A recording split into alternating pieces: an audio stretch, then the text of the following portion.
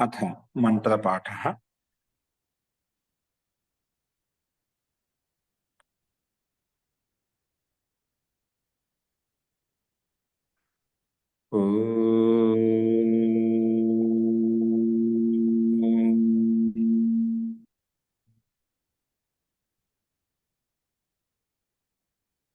सहनां भवतु सहनौ भुनक्तु सह वीर्यं करवावहै तेजस्विनावधीतमस्तु मा विद्विषावहै। ॐ शान्ति शान्ति शान्तिः।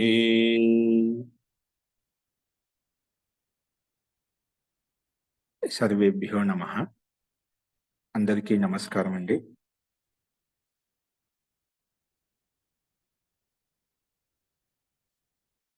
మనము ఈ రోజు నుంచి వేదాంత దర్శనం ప్రారంభించుకోబోతున్నాము. ఈ వేదాంత దర్శనం అనేది మనకు ప్రసిద్ధమైనటువంటి షడ్ దర్శనములు ఏవైతే ఉన్నాయో 6 దర్శనాల్లో ఒక ప్రసిద్ధమైన దర్శనం ఈ వేదాంత దర్శనం. ఈ వేదాంత దర్శనంలో మనకు వేదం యొక్క సిద్ధాంతాన్ని, వేదాంతం అంటే ఇక్కడ అంత శబ్దం అనేది వేదం యొక్క చివరి భాగంలో, వేదం యొక్క అంతిమ భాగంలో అని చెప్పుకుంటూ ఉంటాం.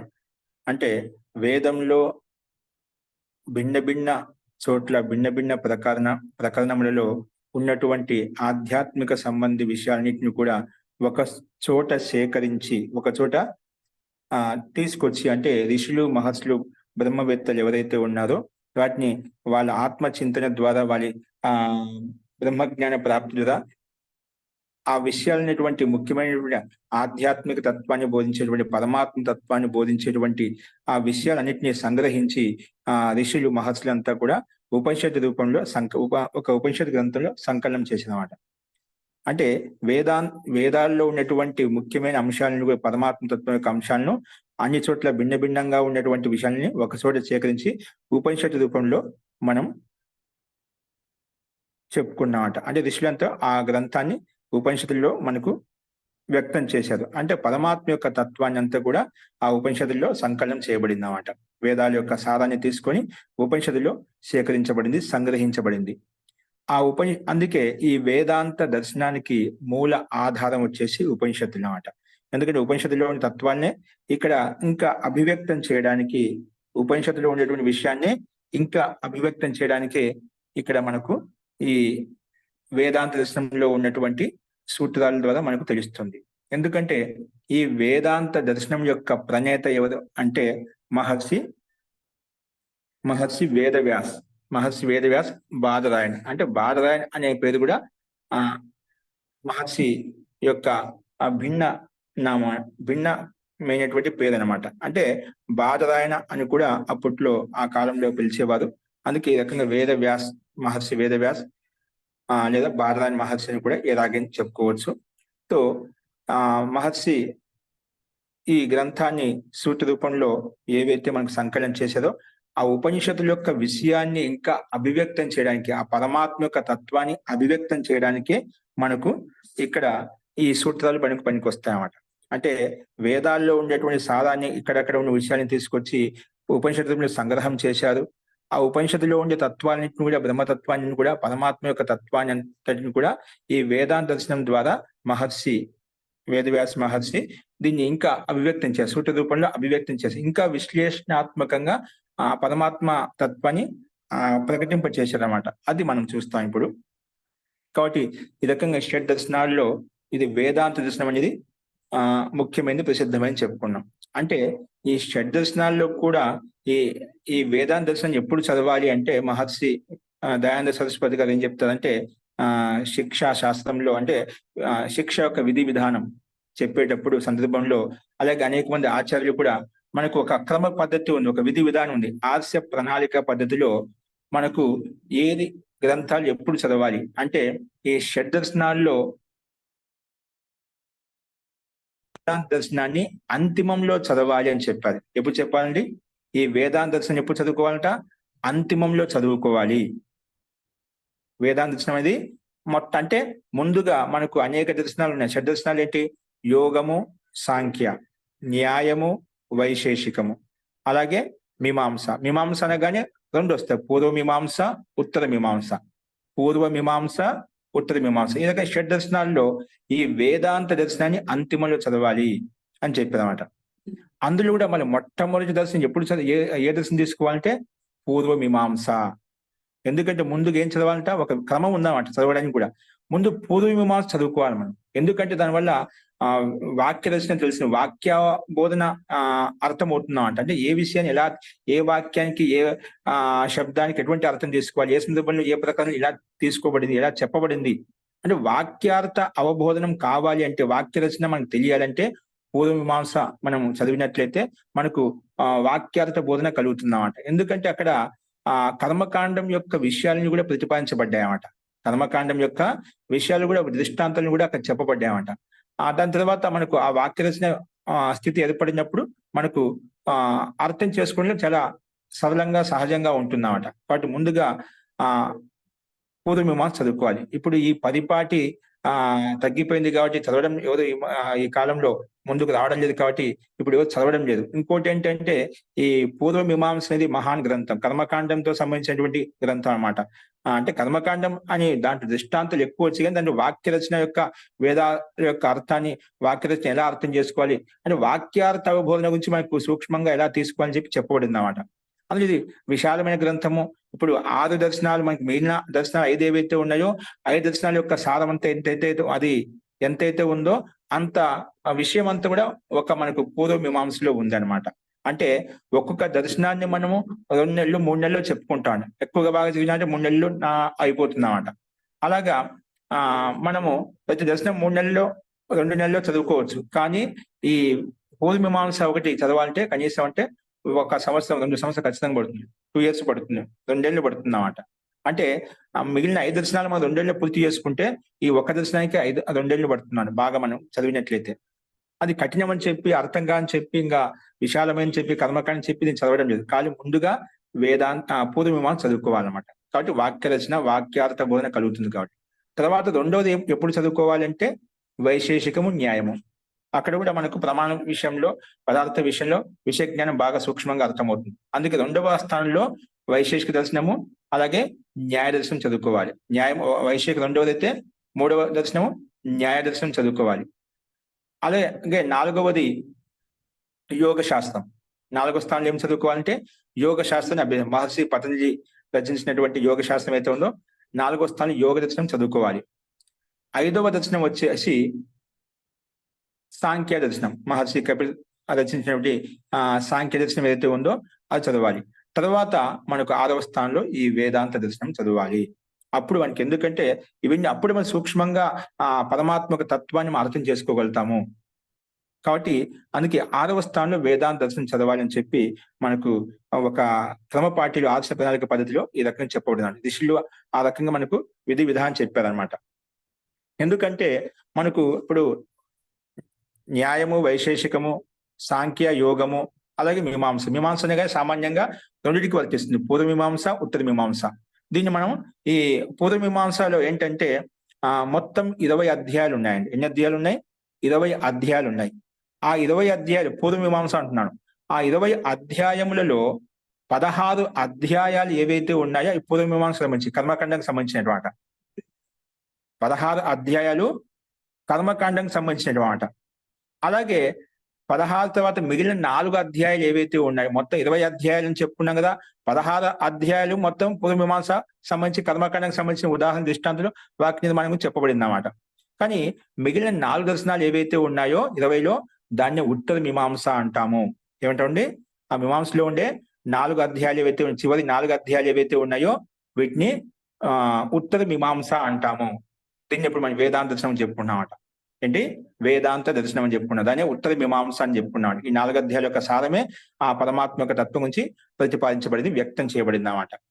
దీనికి శారీరక సూత్రాలను కూడా అంటారు. ఈ వేదాంత దర్శనం ఇప్పుడు వేదం యొక్క అంతిమ భాగం అంటే వేదాంతం అంటే అంతం అంటే సిద్ధాంతం అంటే వేదం యొక్క సిద్ధాంతం ముఖ్య సిద్ధాంతం ఏంటి? ఆ సిద్ధాంతం అంటే 4 వేదాలు కూడా ఆ పరమాత్మ తత్వాన్ని ఇప్పుడు 4 వేదాలు చదువుకున్నప్పుడు కూడా మనకు ఆ 4 వేదాల యొక్క సారమంతా కూడా ఏం చెప్తుందంటే నువ్వు పరమాత్మ తత్వాన్ని పొందడం కొరికే బ్రహ్మ నీ లక్ష్యంగా ఉండాలి. బ్రహ్మ పొందడం కోసమే ఈ జీవనం నీకు కలిగింది అని అదే ప్రతిపాదిస్తున్నాడు, అదే బోధిస్తున్నాడు. అంటే ఆ 4 వేదాల యొక్క సారభూతం కూడా ఆ పరమాత్మ తత్వాన్ని బ్రహ్మతత్వాన్ని తెలుసుకోవడమే అని బోధిస్తున్నాడు. అందుకే వేదాంత దర్శనం అంటే వేదాల యొక్క చివరి భాగాలు చివరి యొక్క అంశం ఏంటంటే చివరి యొక్క సిద్ధాంతం ఏంటంటే వేదాంతానికి ఇది ఆ బ్రహ్మను తెలుసుకోవడం అనమాట. అందుకే ఆ వేదాల్లో అన్ని భిన్న భిన్న స్థలాల్లో ఉన్నటువంటి విషయాన్ని కూడా ఉపనిషత్ రూపంలో సంగ్రహించి అందులో చెప్పిన తత్వాన్ని మనం వేదాంత దర్శనం రూపంలో మనము మహర్షి వేదవ్యాస ద్వారా రచించినటువంటి ఈ సూత్రాల మాధ్యంతో దాన్ని ఇంకా ఆ పరమాత్మ యొక్క తత్వాన్ని అభివ్యక్తం చేసుకుంటున్నాము. కాబట్టి ఈ విషయం ఇలా ప్రతిపాదించబడింది. దీనికి ఇంకోటి బ్రహ్మ సూత్రాలు, ఎందుకంటే బ్రహ్మ గురించి ప్రతిపాదించబడింది కాబట్టి బ్రహ్మ సూత్రాలు చెప్పుకుంటాను. అంతే మొత్తం ఈ విషయం అంతా బ్రహ్మ ఎలా పొందాలి, బ్రహ్మ యొక్క స్వరూపం ఏంటి, బ్రహ్మ యొక్క తత్వం ఏంటి, ఆ బ్రహ్మతత్వం గురించి ప్రతిపాదించబడింది కాబట్టి బ్రహ్మ సూత్రాలను కూడా చెప్పుకుంటాం. అలాగే శారీరక సూత్రాలను కూడా చెప్పుకుంటామట. ఎందుకంటే శారీరక శాస్త్రం కూడా చెప్పుకుంటాం ఈ గ్రంథాన్ని.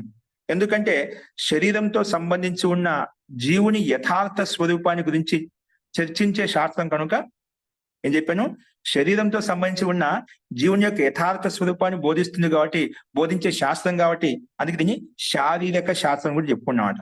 చెప్పుకున్నాం శారీరక శాస్త్రము. కాబట్టి ఈ రకంగా మనకు అనేక రకాలుగా మనం ఈ దర్శనాన్ని ఉద్బోధిస్తాం, సంబోధిస్తాం, రకరకాలు చెప్పుకుంటాం సందర్భాన్ని బట్టి. కాబట్టి ఈ రకంగా వేదాంత దర్శనం మనకు ఈ షడ్ దర్శనాలు ఒకటి మహత్వపూర్ణ వేదాంతం చెప్పడం చివరిని చదువుకోవాలి. కానీ మన రకరకాల చదివేస్తున్నప్పుడు క్రమం పట్టలేదు కాబట్టి బాగా తత్వాన్ని అర్థం చేసుకోవాలంటే మనం ఈ రకంగా అన్ని చదివిన తర్వాత తెలుసుకున్నట్లయితే దాని యొక్క తత్వాన్ని పూర్తిగా అవగాహన చేసుకోవచ్చు. సరే, ఈ వేదాంత దర్శనాన్ని మనకు రాసింది మహర్షి వేదవ్యాస్. అతనికి బాధరాయ్ అని చెప్పి కూడా మేము పేరు చెప్పుకున్నాము. ఈ వేదాంత దర్శనంలో ఎన్ని అధ్యాయాలు ఉన్నాయంటే 4 అధ్యాయాలు ఉన్నాయి. మహర్షి వేదవ్యాస్ రాసినటువంటి ప్రణీతమైన ఈ గ్రంథంలో ఎన్ని అధ్యాయాలు ఉన్నాయి? 4 అధ్యాయాలు ఉన్నాయి. ఈ 4 అధ్యాయాల్లో కూడా ప్రతి పాదంలో 4 పాదాలు, ప్రతి అధ్యాయంలో 4 పాదాలు ఉన్నాయండి. మొత్తం 4 అధ్యాయాలు ఉన్నాయి. అలాగే 4 అధ్యాయాలు ప్రతి అధ్యాయంలో కూడా 4 పాదాలు ఉన్నాయి. అలా 4 పాదాలు ఉన్నాయి. అంటే 4 పాదాలు అంటే 4 అధ్యాయాలు 4 పాదాలు అంటే మొత్తం 16 పాదములు ఇందులో ఉన్నాయి. మొత్తం 16 పాదాలతో కూడుకుంది వేదాంత దర్శనం, బ్రహ్మ సూత్రాలు అనమాట. ఈ రకంగా మనకు 16 పాదాలు ఉన్నాయి, అంటే 4 అధ్యాయాలు ఉన్నాయి. దాదాపుగా మొత్తం ఇవి 555 సూత్రాలు ఉన్నాయి. ఎన్ని ఉన్నాయండి? 550. ఒక సూత్రం ఎక్కువ తక్కువ మనకు అది పద విభాగం చేసి దాన్ని యోగ విభాగం చేసి 2 కొన్ని చోట్ల మతభేదం మనకు కనిపిస్తుంది. మొత్తం 555 సూత్రాలు ఇందులో ఉన్నాయి వేదాంత దర్శనంలో. 555 గురించి సూత్రాలు ఇక్కడ మనకు తీసుకోబడ్డాయి అన్నమాట. సో అవి మనము ఉల్లేఖించుకుంటాం. ఇక్కడ కూడా మనకు ఈ వేదాంత దర్శనంలో అనేక మంది భాష్యకారులు ఉన్నారండి. అనేక మంది భాష్యకారులు ఉన్నారు. దాంట్లో అవి కూడా మీకు సందర్భాన్ని బట్టి మీకు ఉల్లేఖిస్తాను. సో ఇందులో మనం చెప్పుకునేది మీకు కనిపిస్తుంది, స్లైడ్ మీద కనిపిస్తుంది, వేదాంత దర్శనం. ఓకేనా? మీకు స్లైడ్ చూపిస్తున్నాను. ఇది బ్రహ్మముని భాష్యోపేతం. ఈయన మహాన్ ప్రకాండ విద్వాంసుడు. ఈయన భాషను చెప్పుకుంటున్నామాట. బ్రహ్మముని భాష్యోపేతం మొత్తం సంస్కృతంలో ఉంటుంది. ఆ సంస్కృతాన్ని అనువాదం చేస్తాం అనమాట. అలాగే మనకు అత్యంత ప్రాచీనమైనటువంటి శాంకర భాష్యం ప్రసిద్ధమైంది. శాంకర భాష్యం ప్రసిద్ధమైన అది ఇప్పుడున్న వర్తమానమైన భాష్యములు ఏవైతే ఉన్నాయో అది అతి ప్రాచీనమైన భాష్యంగా తీసుకుంటాడ. శాంకర భాష్యం అయితే ఉందో అత్యంత ప్రాచీనమైంది అన్నమాట. ఎందుకంటే ఇప్పుడున్న ఉపలబ్ధమైన భాష్యములలో. అందుకే ఇంకా వేదాంతం అనగానే ఆ రకంగా రూఢి అయిపోయింది సమాజంలో. ఇది శాంకర భాష్యం అంటే వేదాంతం శాంకర భాష్యం అన్నట్టుగా మనకు రూఢి అయిపోయింది లోకంలో. ఎందుకంటే ఇప్పుడు చెప్పేవాళ్ళు లేదు కాబట్టి ఆ రకంగా ఇప్పుడు మామూలుగా అయితే వేదాంతం చెప్పే షడ్దర్శనంలో ఒక స్వతంత్ర గ్రంథం అన్నమాట. ఈ గ్రంథానికి స్వతంత్ర సత్తా ఉంది. ఈ వేదాంత దర్శనం కంటే ముందు కూడా ఆచార్య శంకరాచార్య కంటే కూడా ముందుగా అనేక మంది విద్వాంసులు, అనేక మంది ఆచార్య ఋషులు కూడా ఈ అనేక భాషలు ఉండేవి, అప్పట్లో కూడా ఉండేవి అన్నమాట. కానీ అవి కాలాంతంలో అవి పరంపర పరిపాటి నష్టమైంది కాబట్టి తర్వాత మనకు ముందు తీసుకొచ్చింది, మనకు అభివ్యక్తం చేసింది. అప్పుడు విపరీతమైన పరిస్థితుల్లో కూడా మన వేదాన్ని నిలబెట్టింది. జైన్ బౌద్ధ దర్శనాలన్నింటి కూడా అప్పట్లో ప్రబలంగా వ్యాపించి ఉన్న సందర్భంలో ఆయన ఆ విద్య బుద్ధి బలం చేత వేదాంత దర్శనానికి ఒక స్వరూపాన్ని తీసుకొచ్చామట. అందుకే అప్పట్లో వేదాంత దర్శనం యొక్క అస్తిత్వం ఆయన పేరుతో ప్రసిద్ధమై ఉందన్నమాట. సరే, ఇప్పుడు ఈ వేదాంత దర్శనంలో అనేక మంది భాష్యకారులు ఉన్నారు. అందులో మొట్టమొదటి శాంకర భాష్య మనకు అద్వైత పదం గురించి చెప్పబడింది అన్నమాట. ఏం చెప్పబడింది? అద్వైత పదం గురించి. అంటే కేవలం బ్రహ్మే, మిగతావన్నీ కూడా ఏం లేవట. అంతా అంటే పరమాత్మతో ఇంకేం లేదన్నమాట. నా అద్వైత అద్వైత అంటే ద్వైతాలు అంటే ఏం లేవు. అంటే జీవుడు ప్రకృతి అంటే ఏం లేదు, కేవలం పరమాత్మీయంగా అంతా పరమాత్మమయం ఇదంతా కూడా, సంసారం అంతా కూడా. అందుకే ఇదేం చెప్పి అద్వైతం అంటే బ్రహ్మ కంటే అతిరిక్తం ఏ వస్తువు లేదంటే, అంటే దేనికి సత్తా లేదు, బ్రహ్మకే సత్తా ఉంది, ఇంకా ఏదానికి సత్తా లేదు అని చెప్పి ఆచార్య శంకరాచార్య వారు ప్రతిపాదించారన్నమాట. అంటే జీవునికి సత్తా లేదు, ప్రకృతి కూడా సత్తా లేదు. అద్వైతం అంటే ఏమిటి? కేవలం బ్రహ్మే, బ్రహ్మకే సత్తా ఉంది. అంటే జీవునికి అలాగే ప్రకృతికి ఏ సత్తా లేదు. అంటే ఇది పరమాత్మ అంతర్గతం తీసుకొని చెప్పబడింది అన్నమాట. అంత బ్రహ్మే, ఈ ప్రకృతి కూడా బ్రహ్మమయమే, ఈ జీవాత్మ బ్రహ్మమయమే, అంత కూడా బ్రహ్మమయమే. ఎక్కడ చూసినా అంత పరమాత్మే అని చెప్పి బ్రహ్మ కంటే అతిరిక్తం ఏది లేదు, బ్రహ్మ కంటే అతిరిక్తంగా దేనికి కూడా సత్తా లేదు అని చెప్పి ఆయన శాంకర భాష్యం ఆ రకంగా ప్రతిపాదించబడింది అన్నమాట. అలాగే ఇంకా భిన్నమైన భాష్యకారులు ఉన్నారు. కానీ ఈ భాష్యాన్ని కొంతమంది ఇంకా వేరే రామానుజాచార్య ఏం చేశారంటే దాన్ని స్వీకరించలేదు అన్నమాట. ఇప్పుడు ఆయన అనుయాయులంతా, శంకరాచార్య యొక్క అనుయాయులంతా ఇప్పుడు జగత్కి జీవుడికి సత్తా లేదు, పారమార్థిక సత్తా లేదు చెప్పారు. కేవలం బ్రహ్మతత్వమే ముఖ్యమైనది, ప్రధానమైనది చెప్పుకున్నారు. అందుకే బ్రహ్మ సత్యం జగత్ మిథ్య అని చెప్పి కూడా ప్రతిపాదిస్తారు అన్నమాట. బ్రహ్మ సత్యం జగత్ మిథ్య అని చెప్పి శంకరాచార్య యొక్క అనుయాయులు ఆ రకంగా మనకు సిద్ధాంతాన్ని ప్రతిపాదిస్తూ ఉంటుంది అన్నమాట. అంటే ఇదంతా మాయా, మన జగత్ అంతా ఈ ఏవై అంటున్నామో ఇదంతా మాయా. అందుకే జీవ బ్రహ్మలో భిన్నత్వం కాకుండా ఒకటే అని చెప్పి అభిన్నత్వంగా ప్రతిపాదిస్తామట. జీవాత్మ పరమాత్మ రెండు వేరు కాదు, ఒకటే అన్నిటిగా. అందుకే బ్రహ్మ సత్యం జగత్ మిథ్య అని చెప్పి ఈ శంకరాచార్య ముఖ్య యొక్క ప్రతిపాదన ముఖ్య విషయం అన్నమాట. ఈ విషయాన్ని ఈ సిద్ధాంతాన్ని ఇప్పుడు బ్రహ్మ సత్యం జగత్ మిథ్య అంతా బ్రహ్మ కంటే అతిరిక్తం ఇంకేది లేదు, అన్ని ఏదానికి సత్తలే అని చెప్పారా. ఈ విషయాన్ని రామానుజాచార్య ఏం చేశారంటే అది స్వీకరించలేమాట. రామానుజాచార్య స్వీకరించలేదన్నమాట. ఇప్పుడు ఒకటి గుర్తు పెట్టుకోండి, మనము విద్వాంసులు ఇక్కడ మనము ఖండన మండనం చేసుకోవడం లేదన్నమాట. అంటే దృష్టికోణం దేశకాల పరిస్థితిని బట్టి వాళ్ళకు మనం ఆ బ్రహ్మతత్వాన్ని అర్థం చేసుకోవాలంటే విద్వాంసుల యొక్క శైలి దృష్టికోణం, ప్రతి ఒక్కరు చూసే దృష్టికోణం భిన్న భిన్నంగా ఉంటుందండి. మనం వారి యొక్క అంతరార్థంగా, వారి యొక్క అంతర్గత మనోభావాన్ని అర్థం చేసుకోవాలంటే మనకు ఆ యోగ్యత ఉండాలి. వారి యొక్క సాన్నిధ్యాన్ని పొందినప్పుడు వారి యొక్క అభిప్రాయం తెలుస్తుందన్నమాట. అలాగా కొంతమంది కాలగర్భంలో వాళ్ళ అనుయాయులు దాన్ని కొంచెం తారుమారు చేసి వికృతంగా తయారు చేసామన్నమాట. లేకిన్ మహాన్ వ్యక్తుల యొక్క లక్ష్యం అంతా ఒకటే ఉంటుంది, పరమాత్మ సత్యాన్ని ఏ రకంగా ప్రతిపాదించాలి, ఏ రకంగా వ్యక్తం చేయాలని చెప్పి. కానీ ఈ రోజుల్లో రకరకాల భిన్న భిన్నంగా మత సంప్రదాయాలు పెట్టుకుని అది చేస్తున్నామన్నమాట. అంటే అది మా మతం, దీంట్లో ఉండేది మా ఆచార్య చెప్పిన గొప్పది, అక్కడ ఇది చెప్పిన సిద్ధాంతం గొప్పది అని చెప్పి ఒక మత సంప్రదాయం ఏర్పడి మనం కొట్టుకుంటున్నామంట. వాస్తవంగా వాళ్ళ ఉద్దేశాలు అలా ఉండవండి.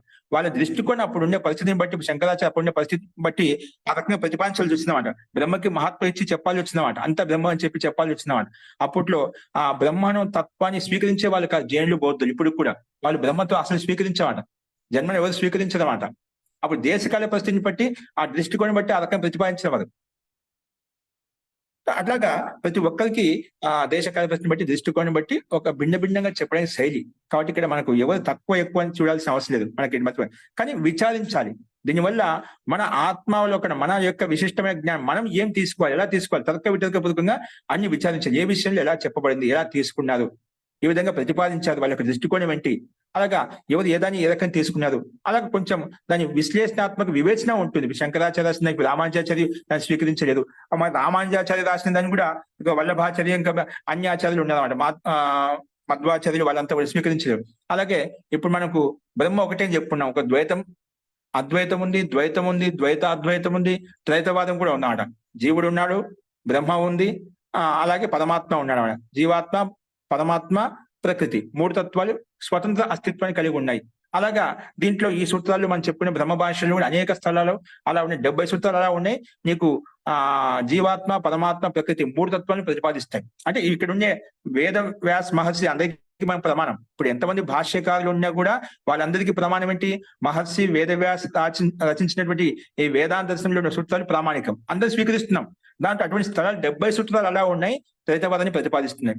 అలాగే శంకరాచార్య యొక్క భాషలో కూడా అటువంటి కొన్ని స్థలాలు చాలా 20-30 స్థలాలు అలా ఉన్నాయి. అక్కడ ఆ తత్వాన్ని ద్వైతవాదాన్ని ప్రతిపాదిస్తున్నాయి.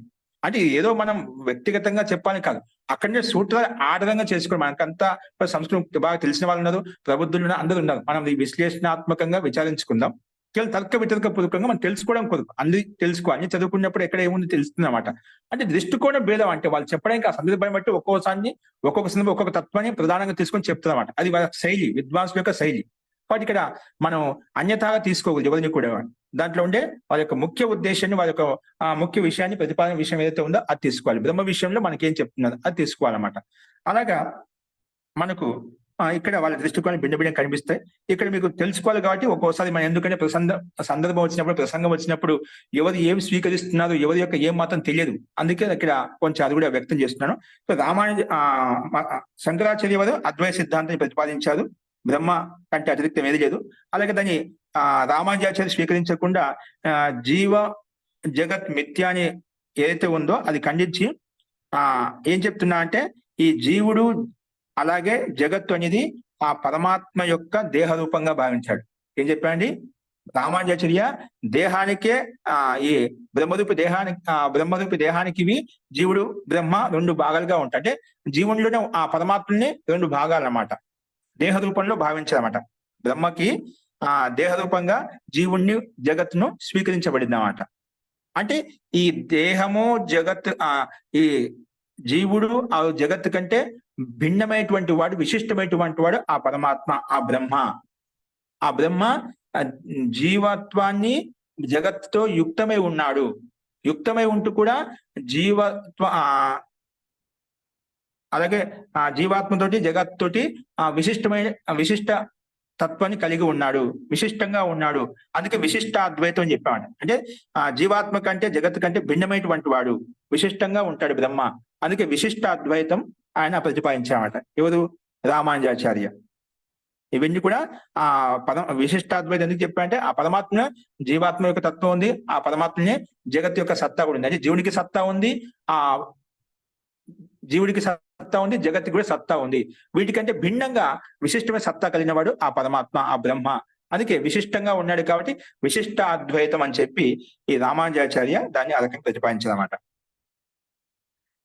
అంటే ఇప్పుడు వీర స్థితి ప్రకారంగా ఏంటి? విశిష్టాద్వైత ప్రకారంగా ఆ బ్రహ్మ, ఆ పరమాత్మ జ్ఞానం కలిగిన వాడు, ఆ పరమాత్మ చైతన్యం కలిగిన వాడు, జ్ఞానం కలిగిన వాడు. అదే శంకరాచార్య సిద్ధాంతానుసారంగా ఆ పరమాత్మ జ్ఞాన స్వరూపుడు, చైతన్య స్వరూపుడు అది తీసుకుంటామట. రామానుజాచార్య యొక్క సిద్ధాంతం ఏంటి? ఆ బ్రహ్మజ్ఞానం కలిగిన వాడు.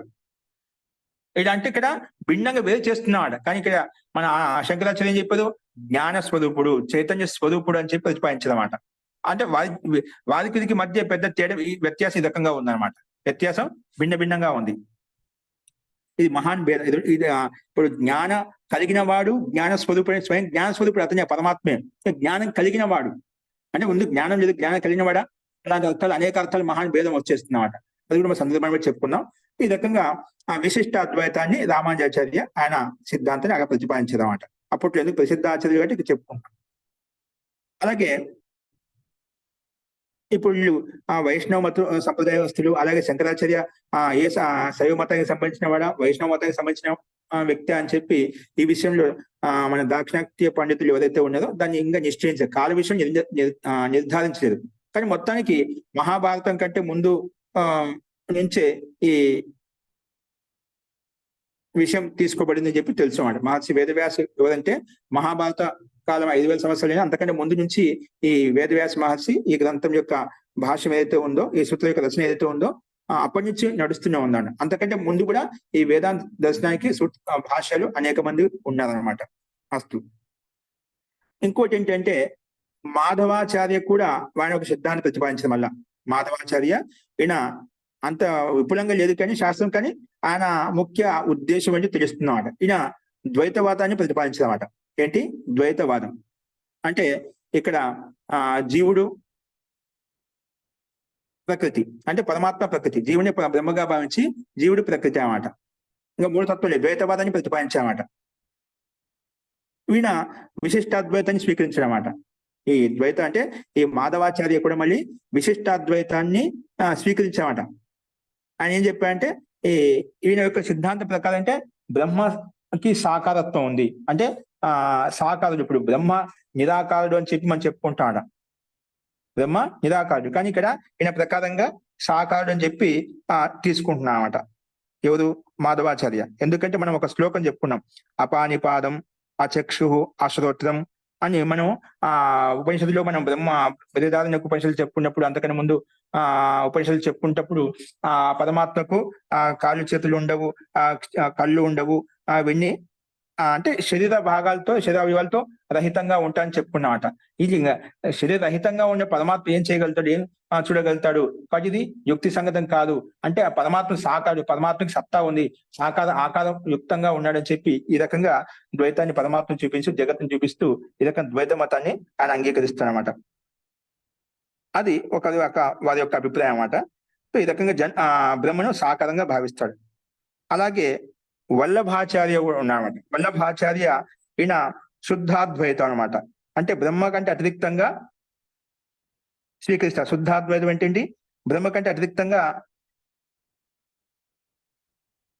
ఎన్నైతే జీవులు ఉన్నాయో, అంటే బ్రహ్మ కంటే అతిరిక్తంగా ఎన్నైతే జీవులు ఉన్నాయో అవన్నీ కూడా పరమాత్మ యొక్క అంశీభూతంలే, పరమాత్మ యొక్క అంశీభూతంలే. ఒక రకంగా అద్వైతానికి దగ్గరగా ఈ విషయాన్ని ప్రతిపాదించామట. ఇప్పుడు ఎన్నైతే జీవులు ఉన్నాయో ఆ పరమాత్మ యొక్క అంశంలే అని మొత్తానికి ఆ పరమాత్మ కానీ పరమాత్మ యొక్క అంశం ఏవైతే జీవులు కనిపిస్తున్నాయో పరమాత్మ అంశం అని చెప్పి శుద్ధాద్వైతాన్ని ఈయన వల్లభాచార్య ఈ రకంగా ప్రతిపాదించామట. శుద్ధాద్వైతాన్ని అంటే ఒక భేదవాది అనమాట. అంటే భిన్నంగా కొంచెం అంశీభూతంగా జీవాత్మని స్వీకరించి చెప్పారనమాట. అలాగే నింబారకాచార్య ఒక ఆచార్య ఉన్నారు.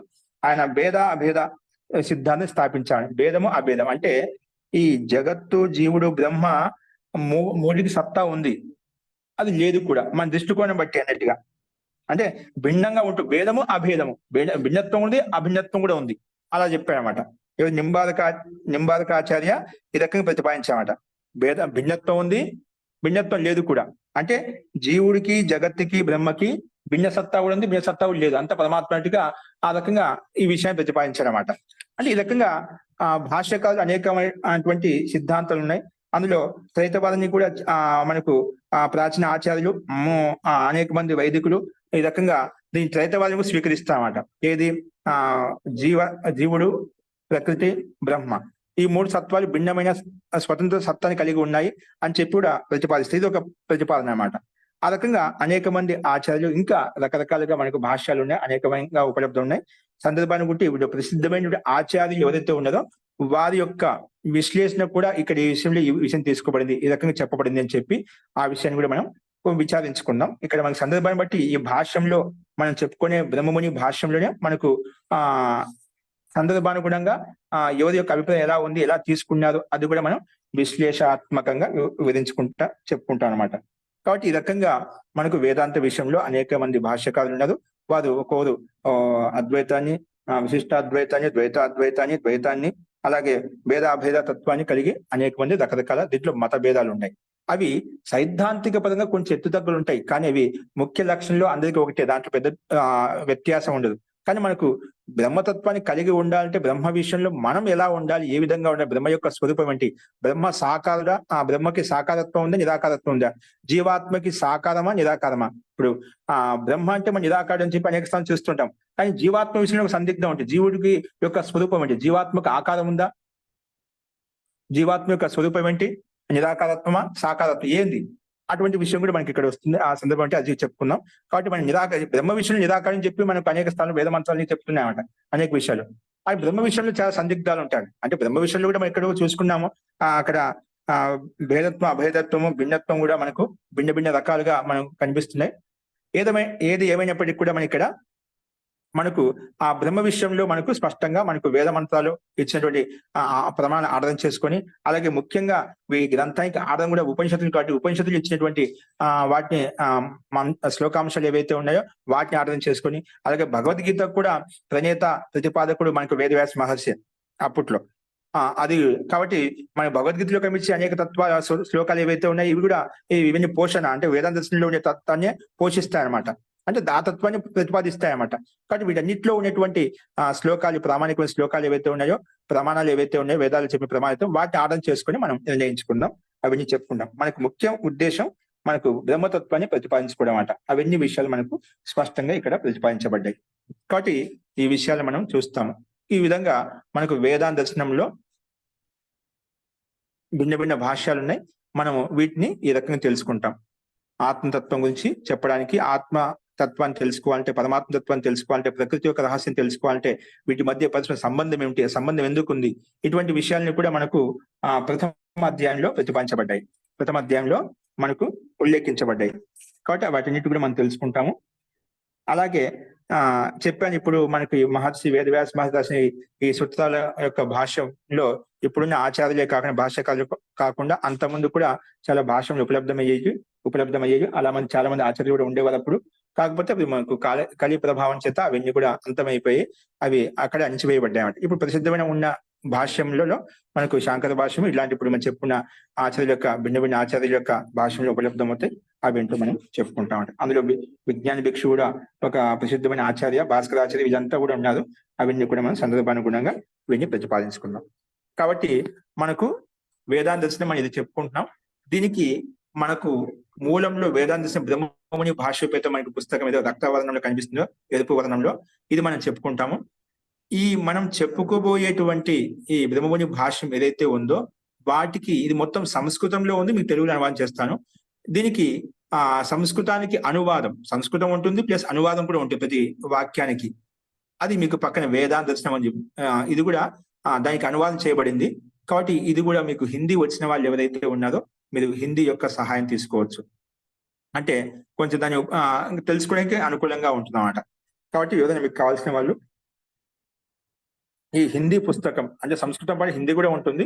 మీరు ఈ పుస్తకం కూడా మీకు చాలా మంది తీసుకునే వాళ్ళు ఎవరైతే ఉన్నారో మీరు అది తీసుకోండి. మీకు దీన్ని అర్థం చేసుకోవడానికి చాలా అవకాశం ఉంటుంది. ఎందుకంటే మీకు ముందు విషయాన్ని చదువుకోవచ్చినప్పుడు, మనం చెప్పిన విషయం తెలుసుకున్నప్పుడు, ఈ చదివినప్పుడు మీకు త్వరగా అర్థమవుతే మీకు ప్రశ్నలు కలుగుతాయి అన్నమాట. కాబట్టి ఈ భాష్యం, వేదాంత దర్శనం యొక్క హిందీ భాష్యం కూడా మీరు తీసుకోవచ్చు. అలాగే సంస్కృత భాష అనేది మనకి పుస్తకాలు ఉపలబ్ధం లేవు ఇప్పుడు.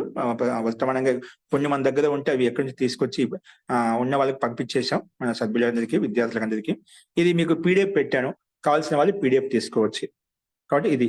అలాగే ఇంకొక శాస్త్రం ఒకటి ఉంది మనకు, ఉదయవీర్ శాస్త్రి, మంచి ప్రసిద్ధమైన ఆచార్య. షడ్దర్శనులు విషయంలో భాష్యం రాశారు. విద్యోదయ భాష్యం అని చెప్పి ఆయన ఈ టీకా అనేది ప్రసిద్ధము. విద్యోదయ భాష్యం అని చెప్పి చెప్తారు అనమాట. ఆయనకి ఇచ్చిన బిరుదులు అనమాట. ఈయన ఆచార్య ఉదయవీర్ శాస్త్రి, ఆచార్య ఉదయవీర్ శాస్త్రికా ఈ గ్రంథం ఉంది, హిందీలో ఉంది. అది కూడా మీరు సహాయం తీసుకోవచ్చు. కాబట్టి ఇవి మీకు సహాయకంగా ఉంటుంది. హిందీ వచ్చిన వాళ్ళు తెలుసుకుంటే మీకు ఇంకా బ్రహ్మతత్వాన్ని అనేక రకాల ఒక్కొక్క విషయాన్ని తీసుకొని ప్రతిపాదించుకుంటే అర్థం చేసుకోవడానికి, శబ్ద జ్ఞానాన్ని, విషయ జ్ఞానాన్ని పెంచుకోవడానికి అనుకూలంగా ఉంటుంది. కాబట్టి ఇది మీరు తెలుసుకోవచ్చు. ఇంకోటి మనకు తెలుగులో శ్రవణ్ ఆర్య గారు నిన్న మనకు చెప్పారు. మనకు తెలుగు వాళ్ళకందరికీ అది చాలా ఉపయోగపడుతుంది. కాబట్టి ఇది శ్రవణ ఆచార్య మనకు ఇప్పుడు మనకు పీడిఎఫ్ పెట్టారు అన్నమాట, పోస్ట్ చేశారు మనకు. నిన్న కూడా చెప్పారు, అందరి నెంబర్ రాసుకున్నారు మీరు. మనకు తెలుగు కూడా మనకు పుస్తకాలు తెప్పించుకొని ఉంటే అతి ఉత్తమైంది. ఇక్కడ మనకు గుంటూరులో నిర్మలా గారు చెప్పారు, వారి మాధ్యంతో మీరు తెలుసుకోవచ్చు, తెప్పించుకోవచ్చు పుస్తకాలు. అంటే మనకు పీడిఎఫ్ అవైలబుల్ గా ఉంది. దీని యొక్క సహాయం తీసుకొని ఇలాంటి మీరు డౌన్లోడ్ చేసుకొని జిరాక్స్ తీసుకొని ఉపయోగించుకోవచ్చు. కాబట్టి మనకు తెలుగు పుస్తకాలు కూడా అవైలబుల్ గా ఉన్నాయి, అన్ని దర్శనాలు. కాబట్టి ఇంకా అనేక వైదిక మనుస్మృతి కావచ్చు, అనేక దర్శనాలు కూడా ఉన్నాయి. వాటి యొక్క సహాయం, ఉపనిషత్తులు కూడా ఉన్నాయి.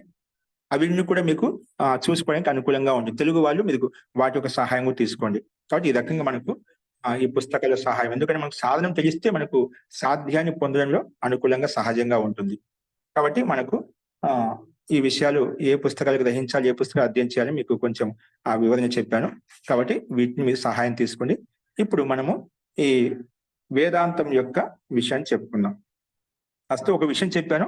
ఈ విషయాన్ని చెప్పేటప్పుడు మనకు ఒక సంకల్పం తీసుకుందాం అని చెప్పాను.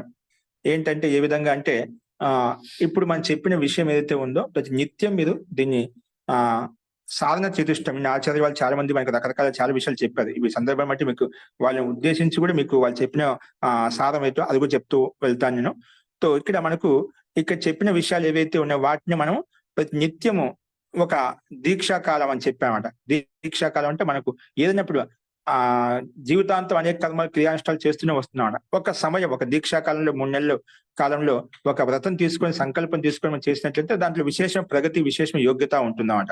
ఎందుకంటే అనేక మంది అనేక రకాల దోషాలతో యుక్తమై ఉన్నాం, అనేక రకాల కర్మలతో యుక్తమై ఉన్నాం, అలాగే అన్ని రకాల క్రియా అనుష్ఠాలు చేస్తున్నాం. ధర్మము అధర్మము, న్యాయము అన్యాయము అలాగా రకాల పాప పుణ్యకర్మలు చేస్తూ ఉన్నామట. అంటే వాటి పట్ల యథార్థ బోధన, మన స్వార్థంతో యుక్తమై ఉండి అనేక కర్మలు చేస్తున్నాం.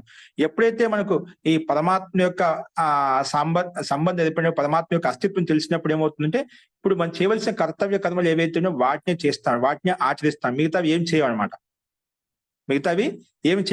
కాబట్టి ముందు ఆ బ్రహ్మ దర్శనం కలిగినప్పుడే, అంటే బ్రహ్మ దర్శనం అంటున్నాడు, బ్రహ్మ యొక్క అస్తిత్వం తెలిసినప్పుడే, బ్రహ్మ యొక్క స్వరూపత తెలిసినప్పుడే మనకు ఈ సాంసారిక క్రియాకలాపాలు ఏవైతే ఉన్నాయో వాటి పట్ల మనకు విరక్తి కలుగుతుంది, వైరాగ్యం కలుగుతుంది అన్నమాట.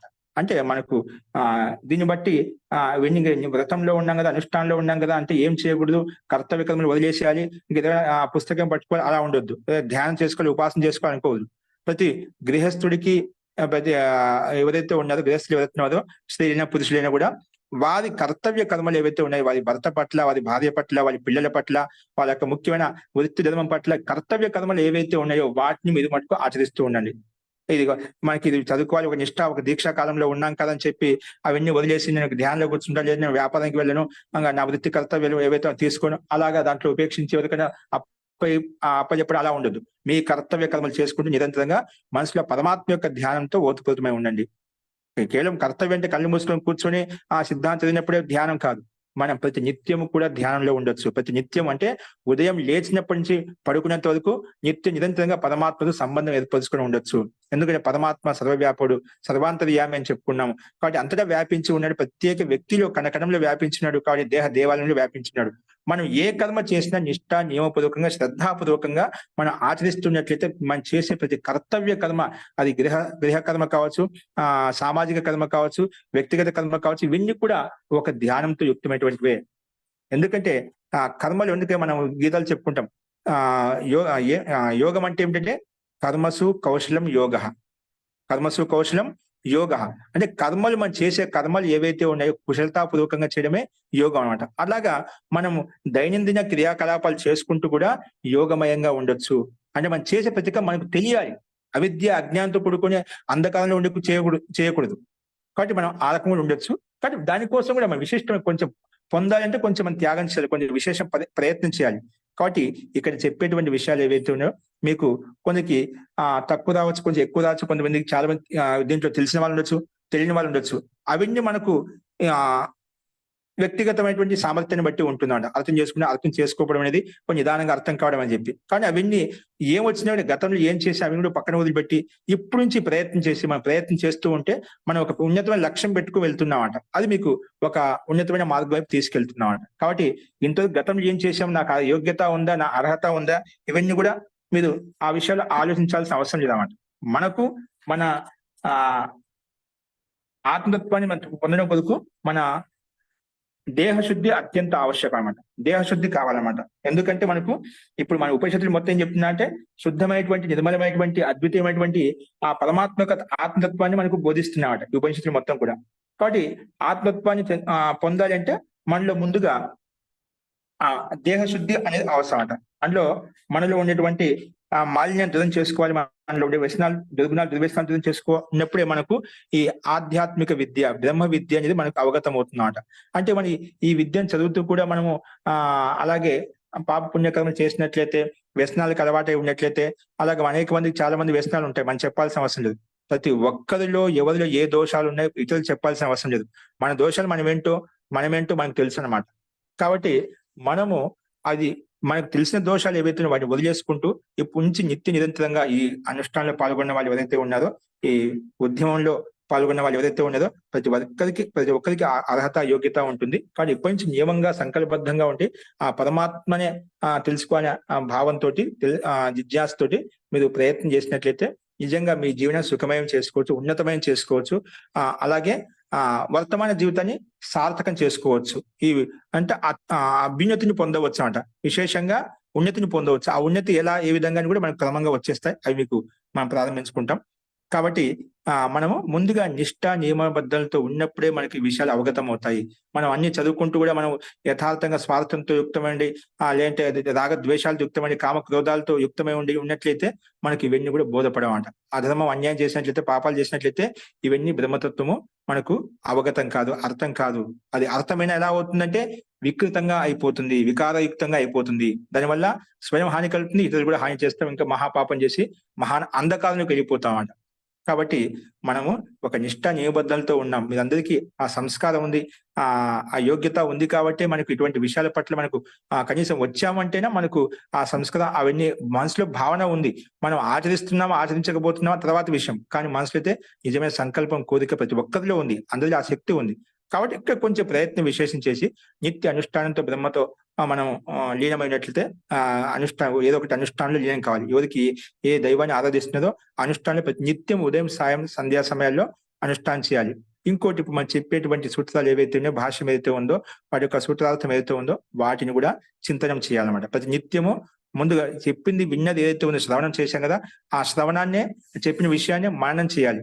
ఆ మననం చేసినప్పుడు ఏమవుతుంది, చెప్పింది కరెక్టా కాదా, నేను విన్నది కరెక్టా కాదా అని చెప్పి దాన్ని నువ్వు మననం చేస్తావు. మననం అంటే దాన్ని నేను చెప్పిన విషయాన్ని మళ్ళీ అక్కడ అదే విషయం రిపీట్ చేసుకుంటావు. రిపీట్ చేసినప్పుడు యథార్థం ఇది ఇలాగే ఉంది, ఈ విధంగా ఉంది. నువ్వు మళ్ళీ పుస్తకం తీసి ఓపెన్ చేసి చూస్తావు అట. అప్పుడు నీకు నిశ్చయం అయిపోతుంది. నిధిధ్యాసం తిరుగుతున్నావు. నిధిధ్యాస అంటే నిశ్చయం అయిపోతుంది. అప్పుడు నిశ్చయమైనప్పుడు అది ఆ వాక్యం నీకు యథార్థ అర్థాన్ని బోధిస్తుంది. వాక్యం యథార్థ అర్థాన్ని బోధించినప్పుడు నీ కర్మలో యథార్థత ఉంటుందట. నీ కర్మలో యథార్థంగా చేయగలుగుతామట. కర్మ పట్ల నీకు శ్రద్ధ ఉత్పన్నమవుతుంది. కర్మ పట్ల శ్రద్ధ ఉత్పన్నమైనప్పుడు అన్ని కూడా జ్ఞానాన్ని పొందడంలో సహజ ప్రవృత్తి, అలాగే సూక్ష్మ చింతన నీలో ఉత్పన్నమవుతుంది. ఆ బ్రహ్మ పట్ల రుచి, శ్రద్ధ ఉత్పన్నమవుతుంది. కాబట్టి మనం ఒక నిష్ఠా నియమబద్ధంగా ఉండి ప్రతి నిత్యం ప్రయత్నం చేయండి. బ్రహ్మ ముహూర్తంలో అందరూ లేండి. సూర్యోదయం తర్వాత ఎవరు లేవదు. సూర్యోదయం కంటే ముందే లేవండి. బ్రహ్మముహూర్తం అంటే మనకు 3 గంటల నుంచి బ్రహ్మముహూర్తం స్టార్ట్ అవుతుంది. 2 గంటల నుంచి కూడా మనం లేవచ్చు. కానీ కొంతమంది పెద్దవాళ్ళు అలా లేస్తూ ఉంటారు. కానీ అంత వద్దు. కానీ సూర్యోదయం కంటే ముందు ఖచ్చితంగా లేయాలి. సూర్యోదయం కంటే ముందు లేచి ఖచ్చితంగా ఆ పరమాత్మ చింతన చేసి తర్వాత మీ నిత్య క్రియాకలాపాలు ఏవైతే ఉన్నాయో దైనందిన కర్తవ్య కర్మలు వాటిలో లీనం కావాలంట. కాబట్టి లేవగానే ముందుగా మనకు బ్రహ్మముహూర్తానికి ముందుగా లేయండి. మన జీవితంలో విశేషమైన తత్వాన్ని పొందాలి, విశేషమైన యోగ్యతను పొందాలి, విశేషమైన జ్ఞానాన్ని పొందాలి, మన జీవనాన్ని సార్థకం చేసుకోవాలి, జీవితంలో సుఖంగా, సంతోషంగా ఉండాలి అంటే కొన్ని నియమాలు మనం ఆచరించినట్లయితే మనకు అది సుఖాన్ని, సంతోషాన్ని ఇస్తాయి. చాలా మంది మేము వ్యాపారస్తులు అండి, అబద్ధాలు అవన్నీ ఆడుకుంటే ఎట్లా అవుతుందని మేము ఇవన్నీ కష్టం కదా. మీ కర్తవ్య కర్మలు అప్పుడు అబద్ధం ఆడుతున్నామా, అన్యాయం చేస్తున్నా, అర్థం చేస్తున్న వ్యాపారంలో కూడా వ్యాపారం చేసుకుంటూ మనం ఖచ్చితంగా మనం ధర్మబద్ధంగా నడుచుకోవచ్చు. ఈ వ్యాపారంలో కూడా ఒక నియమం ఉంటుంది, ఒక పద్ధతి ఉంటుందండి. నువ్వు ఆ పద్ధతి ప్రకారం నడుచుకోవచ్చు. ఆ వ్యాపారంలో మనం ఎవరిని మోసం చేస్తున్నాం, ఎవరికి అన్యాయం చేస్తున్నాం అది మనకు తెలుసునమాట. అన్యాయంగా అతిరిక్తంగా చేసుకోవాలి. వ్యాపారంలో ఇప్పుడు డబ్బు లాభం కోసం ఎక్కువ చెప్తాం, అది దోషం కాదు. ఇప్పుడు ఎక్కువ అంటే మనకి మనం తీసుకునే పెట్టుబడి కానీ కొంచెం ఎక్కువ పెడుతూ ఉంటాం. అది సహజంగా మనకు అది వృత్తి ధర్మం కాబట్టి అది తప్పు లేదన్నమాట. అన్యాయంగా ఒకరికి మనకు తెలుసు అన్యాయం అధర్మం ఏంటనేది. అటువంటి కర్మలు చేయకుండా ఉండండి. మీరు మీ వృత్తి ధర్మాలు ఎలా ఉండదో అలా ఉండండి. అలాగా దాంట్లో అది దోషం లేదు, తప్పు లేదు. కాబట్టి వృత్తి ధర్మాల్లో ఉంటూ కర్తవ్య కర్మలు చేసుకుంటూ దీనికి విశేష ప్రయత్నం చేసి విశేష అనుష్ఠానంతో యుక్తమై ఉండి మీకు సందర్భానుగుణంగా ఎట్లా ఇంకా మనం చేయాలి, నిధిధ్యాసం చేయాలి, ప్రతి సూత్రం ఎలా అర్థం చేసుకోవాలి మీకు సందర్భం మీకు తెలుస్తుంది. కానీ ఒక్కరోజు కూడా కుంటు పడకూడదు, ఒక్కరోజు గ్యాప్ రాకూడదు. మీరు ఎక్కడ ఉన్నా, ఏ ప్రయాణంలో ఉన్నా, ఎక్కడ ఉన్నా మనం ఒక చోట ఉంటాం కాబట్టి ప్రాతకాలంలో బ్రహ్మముహూర్తంలో మీకు ఎక్కడైనా ఉన్నా కూడా అక్కడ అవకాశం ఉంటుంది. ఎక్కడున్నా అక్కడ మీరు మనసులో పరమాత్మ స్మరించడం, అనుష్ఠానం చేయడం, ఏదో ఒక మన గాయత్రి అనుష్ఠానం కావచ్చు, ఓంకార అనుష్ఠానం కావచ్చు, మనం చెప్పిన సూత్రాలు కావచ్చు, ఈ మూడిట్లో ఏదో ఒకటి ఖచ్చితంగా ఉండాలన్నమాట. మనం చెప్పిన విషయాన్ని కళ్ళు మూసుకొని ఆత్మచింతనం చేయడం అంటే ఆ విషయాన్ని ఏ విషయం ప్రతిపాదించబడింది, ఆ విషయాలు చెప్పింది ఏ విధంగా ఉన్నాయి, అది నాకేం అర్థమైంది, దాంట్లో ఏం తెలుసుకోవాలి, అలా ఆ విషయాన్ని మీరు విచారించడం అంట. అంతకని ఏం చేయడం, విచారణ ఏదో జరుగుతున్న ఖాళీగా అయితే ఉండొద్దు. ఈ రకంగా నిష్ఠా నియమపూర్వకంగా మీరు ప్రతిరోజు అనుష్ఠానం చేసినట్లయితే ఖచ్చితంగా మనకు ఒకరోజు ఒక స్థితి ఏర్పడుతుంది. మీకు ప్రతి సూత్రాలు ఎందుకంటే ఒకరోజు ఇప్పుడు 4 పాదాలు ఉన్నాయని చెప్పిన ప్రతి అధ్యాయంలో, అలాగే మొత్తం 16 పాదాలు ఉన్నాయి. ఒక్కొక్క పాదం చదివిన తర్వాత 2వ పాదంలోకి వెళ్ళిన తర్వాత కొంచెం విశేషంగా అర్థమవుతుంది. 3వ పాదంలోకి వెళ్ళిన తర్వాత కొంచెం విశేషంగా అర్థమవుతుంది. విశేషంగా అర్థం ముందు చెప్పినట్టు ఒక్కోసారి అర్థం కావు, తర్వాత చెప్పినప్పుడు అర్థం అవుతాయి మనకు. అలా ముందుకెళ్లే కొద్ది అనేవి స్పష్టం అవుతూ ఉంటాయి. కానీ కొందరికి అర్థం కాకపోయినా ధైర్యంగా ఓపికతో వినండి. ఓకేనా. మనకు తెలుసుకొని జిజ్ఞాస ఉండాలన్నమాట. జిజ్ఞాస ఉంటే ఖచ్చితంగా ఆ వ్యక్తికి అర్థం అవుతాయి. ఎందుకంటే అశక్యోపదేశ నా క్రియతే అంటే ఆ పరమాత్మ అశక్యమైంది, శక్యం కానిది అర్థం చేసుకుని ప్రతిపాదించలేమండి. ప్రతి ఒక్కరికి మానవ మాత్రకు అర్థమయ్యే విషయం ప్రతిపాదించబడిందన్నమాట. చెప్పే వాళ్ళ యొక్క శైలిని బట్టి ఉంటుంది. మనం ఎలా చెప్తున్నామని చెప్పి ఒక్కోసారి. కానీ చాలా విషయాలు మీకు అర్థమవుతాయి. కానీ మీకు తెలుసుకొని జిజ్ఞాస అనేది మీలో సత్య సంకల్పం గట్టిగా ఉండాలి. సత్య సంకల్పం గట్టిగా ఉన్నప్పుడు మేము చెప్పే విషయం ఎలా ఉన్నా అది నీకు అవగతం అవుతాయి. అవి బోధపడతాయి. అని నీలో సంకల్పం గట్టిగా ఉంది కాబట్టి అలా ప్రయత్నం విశేషించేయండి. మీకు ఆత్మానుభూతి ప్రతి ఒక్కరికి కలుగుతుంది. ఆత్మానుభూతి అంటే నేను డైరెక్ట్ గా ఆత్మ సాక్షాత్కారం అవుతుంది చెప్పాను. కానీ అది మీ నిష్ఠా శ్రద్ధని బట్టి ఉంటుంది, మీ సాత్వికతని బట్టి ఉంటుంది, మీ దేహ శుద్ధిని బట్టి ఉంటుంది, మీ నిర్మలత్వాన్ని బట్టి ఉంటుంది. మీరు ఎంత చేసుకుంటే అంత లోపలికి వెళ్తుంటాం. మరి చెప్పాల్సిన అవసరం లేదు. యోగే యోగస్య ఉపాధ్యాయ అని చెప్పుకున్నాం. అలాగే యోగం చేస్తూ ఉంటే మనకు మార్గం ప్రశస్తం అవుతూ ఉంటుంది అన్నమాట. మీరు నిష్ఠ నియమబద్ధంతో ఉండండి. ప్రతి ఒక్కటి మీకు ముందుకు వెళ్ళే కొద్ది తెలుస్తుంటుంది. కొన్ని విషయాలు అన్ని ఇక్కడే మనం చెప్పలేము అన్నమాట. అన్ని కూడా చెప్పినా కూడా అర్థం కావు. చాలా విషయాలు మీకు అట్లా ముందుకెళ్లే కొద్దీ ప్రతిదీ విషయం మీకు ప్రతిపాదించబడుతుంది. కాబట్టి ఆ విషయాన్ని అన్నింటినీ కూడా మీకు కాలక్రమేణా నీకు అర్థమవుతుంది, అనుభవంలోకి వస్తుంది. అలాగే ఆత్మతత్వం, ఆత్మానుభూతి కలుగుతుంది. ఆత్మానుభూతి అంటే ముందుగా ఆ ధ్యానంలో కూర్చున్నప్పుడు, ఉపాసనలో కూర్చున్నప్పుడు ఒక అనుభూతి కలుగుతుంది అన్నమాట. ఆనందానుభూతి కలుగుతుంది. ఆనందానుభూతి క్షణకాలం కలిగే ఆనందానుభూతి ఒక్కసారి మనం దర్శించుకున్నట్లయితే, అనుభూతిని పొందినట్లయితే అది దాని సహాయం తీసుకొని, దాని సహాయం తీసుకొని ఈ సంసారం పట్ల సమాజం పట్ల మనకు యథార్థమైనటువంటి వైరాగ్యం కలిగి ఆ పరమాత్మత్వాన్ని తెలుసుకోవడం కొరకు నీకు జిజ్ఞాస మీద ఉత్పన్నమవుతుంది. ఆ పరమాత్మ జిజ్ఞాస ఎప్పుడు ఉత్పన్నమవుతుంది? మనకు మొట్టమొదటి సూత్రం మనకు ప్రతిపాదించబడుతుంది. అది మనం రేపు నుంచి ప్రారంభించుకుందాం. అథాతో బ్రహ్మ జిజ్ఞాస అనేది మనకు మొట్టమొదటి సూత్రం చెప్తుంది. అదే బ్రహ్మకి జిజ్ఞాస ఎప్పుడు ఉత్పన్నమవుతుంది, ఏ సందర్భంలో ఉత్పన్నమవుతుంది, ఆ విషయం అంతా మనకు చక్కగా ప్రతిపాదించబడింది. అది ఒక్కొక్క పదాన్ని తీసుకొని విస్తృతంగా వివరంగా మనం చెప్పుకుందాము. ఇలాగా మీరు ఒక నోట్స్ కూడా మీకు కొన్ని ముఖ్యమైన విషయాలు సూత్రాలను చెప్తూ ఉంటాను. చెప్పేటప్పుడు మీరు రాసుకుంటూ ఉండండి. విశేషంగా నిలబడి చెప్పేది ఉండదు. మీరు దాని ఇంకా కొంచెం నేను చెప్పేది ఏమైనా స్పీడ్గా అనిపించవచ్చు చాలా మంది కొత్త వాళ్ళకు. కొంచెం ఇంకా స్లోగా చెప్తాను నేను. కాబట్టి అలాగా మీకు కొన్ని పాయింట్లు అలా ఉంటాయి, కొన్ని బిందులు ఎలా ఉంటాయి, దాన్ని నోట్ చేసుకుంటూ ఉన్నట్లయితే మీకు అది ఎప్పుడైనా చూసినప్పుడు మొత్తం ఆ విషయం అంతా ప్రకరణతో వస్తుందన్నమాట. ఇప్పుడు మీకు చెప్పేటువంటి విషయాలే ఇప్పుడు నీతో పాటు నేను కూడా అదే చింతన మనం ఒక విశేషమైన సంకల్పం తీసుకొని మన దీక్షలో తీసుకుంటూ అవి మనం చింతన చేస్తూ ఉంటాం. అలా చేస్తూ పోతే మీకు కొత్త అర్థాన్ని ప్రతిపాదిస్తాయి, కొత్త విశేషమైన అనుభూతిని కలిగజేస్తాయన్నమాట. అది మీ చేతుల్లో ఉంది. మీరు ఎంత నిష్ఠగా ఉన్నట్లయితే అంత ఆత్మ నీలో ఉత్పన్నం అవుతుందన్నమాట. కాబట్టి గతంలో ఏం చేశామో, ఏమేమి కర్మలు చేశాము, ఏం చేయలే అవన్నీ వదిలేసేయండి. ఇప్పుడు నుంచి నేను ఏం చేయబోతున్నాను, నేను పాపాత్మ, పుణ్యాత్మన, నేను ముసలివాణి, నాకు శక్తి లేదు, నాకు సామర్థ్యం లేదు, నా వయసు అయిపోయింది, నాకు ఇవన్నీ పనిలేదు, వయసుతో పనిలేదు. మనకు పరమాత్మ పట్ల జిజ్ఞాస ఉన్న వ్యక్తికి వయసుతో పనిలేదు అన్నమాట. మనలో కేవలం సత్య సంకల్పం ఇప్పటి నుంచి ఈ రోజు ఏం చేస్తున్నాను దాని పట్ల నీకు జిజ్ఞాస ఉండాలి, సత్య సంకల్పం ఉండాలి. తెలుసుకొని జిజ్ఞాస ఉన్నట్లయితే నీకు ఒక్కొక్క మెట్టు ఎక్కుతూ ముందుకు వెళ్ళిపోతామంట. అన్ని విషయాలు మెల్లమెల్లగా అన్ని అవగతం అవుతాయి. కాబట్టి మీకు తెలుసుకోవాలి, జిజ్ఞాసాపూర్వకంగా యథార్థంగా ప్రయత్నం చేసినట్లయితే అన్ని విషయాలు మీకు తెలుస్తాయి. కాబట్టి ఈ బ్రహ్మ యొక్క జిజ్ఞాస ఎలా ఉత్పన్నమవుతుంది, ఏ విధంగా ఉత్పన్నమవుతుంది, ఆ విషయాల్ని మనం క్రమంగా చెప్పుకుందాం. మనం ఇక్కడ విశేషంగా చెప్పండి, మనకు వియోగము, రోగ వియోగ వాళ్ళతో యుక్తమై ఉన్నప్పుడు, ఇవన్నీ సంసారం చూసినప్పుడు మనకు ఆ బ్రహ్మ పట్ల రుచి ఏర్పడుతుంది అని చెప్పుకుంటాం. ఆ విషయం ఏ రకంగా చెప్పబడింది, ప్రతిపాదించబడింది. సంసార రోగము వియోగము ఇవన్నీ చూసినప్పుడు మనకు రోగము వియోగము భోగాలు ఇవన్నీ అనుభవించినప్పుడు మనకు ఒక వైరాగ్యం ఉత్పన్నం అవుతుంది. వాటి పట్ల విరక్తి కలుగుతుంది. చాలా మంది అంటుంటాం, ఎవరిని అడిగిన కూడా సంసారంలో ఇది చాలా కష్టం అని చెప్తుంటామంట. అది ఎందుకు ఉత్పన్నమైంది అంటే మనకు ఈ సంసారాన్ని కూడా ఎలా భోగం చేయాలో కూడా తెలియదామని చాలా మందికి. అలా భోగా విలాసులు యుక్తమైన విరక్తి కలుగుతున్నామంట. కానీ అనుభవించే ఒక పద్ధతి, ఒక కళ ఉంది, ఒక విధి విధానం ఉంది. ఆ రకంగా భోగించినట్టే ఒక ధర్మబద్ధంగా ఉన్నట్లయితే సుఖాన్ని పొందవచ్చు అనమాట. కాబట్టి మనకి విరక్తి ఎలా కలుగుతుంది, రోగ వియోగ భోగాలను అనుభవించినప్పుడు కలుగుతుంది. అప్పుడే మనకు జగత్తులో నశ్వరత చూసినప్పుడు మనకు వైరాగ్యం కలుగుతుంది. ఆ విషయాన్ని మనకు చాలా చక్కగా ప్రతిపాదించబడింది. ఆ విషయంలో శంకరాచార్య యొక్క అర్థం ఎలా చెప్పబడింది, ఇక్కడ బ్రహ్మముని భాషలో ఎలా చెప్పబడింది, వాటిని కూడా వివరణ చేసుకుంటూ ఆ విషయాన్ని మనం రేపు చెప్పుకుందాం. కాబట్టి రేపటి నుంచి మీరు నిష్ఠ నియమ పద్ధతితో ఒక సంకల్పబద్ధంగా ఉంటూ మనకు ఇప్పటి నుంచి ఈరోజు నుంచి మీరు స్టార్ట్ చేసేయండి. ఉదయం సాయం సంధ్యా సమయాల్లో ఒక నిశ్చయం తీసుకొని, ఒక వ్రతంగా తీసుకొని మీకు అయిపోయేంత వరకు నియమబద్ధంగా రోజు మినిమం అంటే సంఖ్య అర్ధగంట న్యూనంగా ఉండాలి. అంతకని పెంచుకుంటూ పోయే కొద్దీ మీ సామర్థ్యం పెరుగుతూ పోతుందన్నమాట.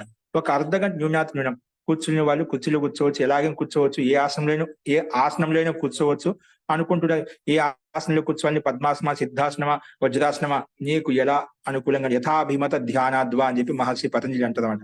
నీకు ఏ ఆసనం అయితే అనుకూలంగా ఉంటుందో, ఎక్కువసేపు కూర్చోగలుగుతావో అలాగా పైకి కూర్చో, కింద కూర్చోలేకపోయినా పైన కూర్చో, పైన కుర్చీలో కూర్చో, అనుకూలమైన స్థితి నీకు అనుకూలంగా ఏ విధంగా ఉంటే అలా కూర్చో. ఇంకా కొంత పెద్దవాళ్ళు ఉంటారు, నేను చేయలేండి, నాకు చాలా ఇబ్బంది ఉంది, నడుము నొప్పి ఉంది, ఇంకేమున్నప్పుడు పడుకొని చేయండి. ఇది అపవాదంగా ఉన్న పెద్దవాళ్ళు, పెద్ద వయసు వాళ్ళకి అందరికని చెప్పి అలవాటు పడిపోదు. మనకి మీలో కర్మ చేయాలి, పరమాత్మ తలుచుకొని భావన ఉండాలి. అది ఎలా చేసినా కూడా మీకు సిద్ధిస్తుంది. కానీ యథార్థత అనే సత్యం ఉండాలి. మనం ఎవరి కోసం చేయడం లేదు, మన కోసం చేసుకుంటున్నాను. ఒకరికి చూపించాల్సిన అవసరం లేదు. నేను ఏదో ధ్యానం చేస్తున్నాను, బ్రహ్మ దర్శనం, వేదాంత దర్శనం చదువుకుంటున్నాను, చాలా గొప్ప గ్రంథం, మహాన్ గ్రంథం, బ్రహ్మ విషయం తెలుసు అని చెప్పి మీరు పెద్ద పెద్ద గొప్ప వ్యాఖ్యలు చేయడం, అలాగా మనకు ఒకసారి తెలియకుండా అహంకారం, అభిమానం వచ్చేస్తుందన్నమాట. ఇటువంటివి ప్రతిపాదన మనకు అనవసరం అనమాట. మన కోసం తెలుసుకుంటాం. ఎంత శాంతంగా ఉండడానికి ప్రయత్నం చేయండి. అంతర్ముఖంగా లోపలికి ఆలోచించడానికి ప్రయత్నించండి. ఆత్మ నిరీక్షణ చేసుకుంటూ ఉండండి. ప్రతి నిత్యం ఆత్మ నిరీక్షణ చేసుకుంటూ ఉన్నట్లయితే నేను ఏం చేస్తున్నాను, ఏం చేయాలి, ఏం చేయలేదు ఇంతవరకు, ఇంకా నా దగ్గర చేయడానికి ఏముంది, ఏ రకమైన గ్రంథాలు చదవాలి, ఏ రకంగా నేను నా మానసిక స్థితిని ఉంచుకోవాలి, నేను ఎల్లప్పుడూ ఇతరుల పట్ల ఎలాంటి భావనతో యుక్తమై ఉన్నాను, నాలో రాగం ఉందా, ద్వేషం ఉందా, ఈర్ష్య ఉందా, అసూయ ఉందా, ఏమున్నాయి, అలాగా ఆత్మనిరీక్షణ చేసుకోవడం వల్ల నీ యొక్క స్వరూపం అంటే నీకు తెలుస్తుంది. ఇవన్నీ ఎందుకంటే ముఖ్యం కాబట్టి మీకు మళ్ళీ చెప్పాం కాబట్టి ప్రారంభంలో మీకు ఈ వేదాంతం యొక్క పరిచయం చెప్పేటప్పుడు మీకు సందర్భాన్ని బట్టి చెప్తున్నాను. ఇవి కాబట్టి ముందు మన దైనిక క్రియాకలాపాల్లో మనకు వ్యవస్థితంగా ఉన్నట్లయితే, మన దినచర్య వ్యవస్థితంగా ఉన్నట్లయితే మిగతా సిద్ధాంతం కూడా వ్యవస్థితంగానే నడుస్తూ ఉన్నాం. కాబట్టి మనకు క్రమశిక్షణ ఉన్నట్లయితే అన్ని కూడా సిద్ధాంతం సహజంగా మనకు అర్థమవుతుంది.